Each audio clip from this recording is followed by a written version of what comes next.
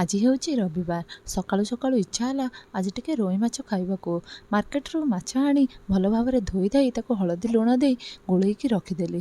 ଯେହେତୁ ଆମର ରୋଷେଇ ଘରେ ଆଇଁଷ ପଶେନି, ତେଣୁ ଆଜି ଆମକୁ ବାହାରେ ରୋଷେଇ କରିବାକୁ ପଡ଼ୁଛି। କଡ଼େଇରେ ତେଲ ଗରମ କରି ମାଛ ଭାଜିଦେଲି। ସବୁ ମାଛକୁ ଭଲ ଭାବରେ ଭାଜି ସାରିଲା ପରେ ସେଇ ତେଲରେ କଟା ବିଲାତି, କଟା ପିଆଜ ପକାଇ ଭଲ ଭାବରେ ଜାରିଦେଲି। ତାପରେ ସେଥିରେ ରସୁଣ, ପିଆଜ, ଜିରା ବଟାକୁ ଦେଇ ତା ଦେହରେ ହଳଦୀ ଗୁଣ୍ଡ, କିଛି ଚିନି, କିଛି ଲୁଣ ଏବଂ କାଶ୍ମୀରୀ ଲଙ୍କାଗୁଣ୍ଡ ପକାଇ ମସଲାକୁ ଭଲ ଭାବରେ ତେଲ ବାହାରିବା ପର୍ଯ୍ୟନ୍ତ କଷି ନେଲି।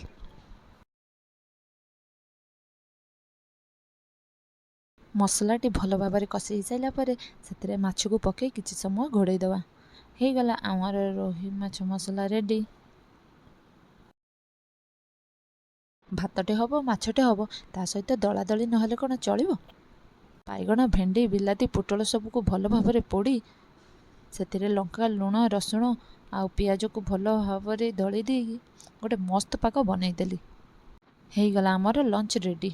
ଭାତ, ଡାଲି, ରୋହି ମାଛ ଝୋଳକୁ ଦଳାଦଳି। ଓଃ କି ଟେଷ୍ଟ! ରହିଲି, ନମସ୍କାର।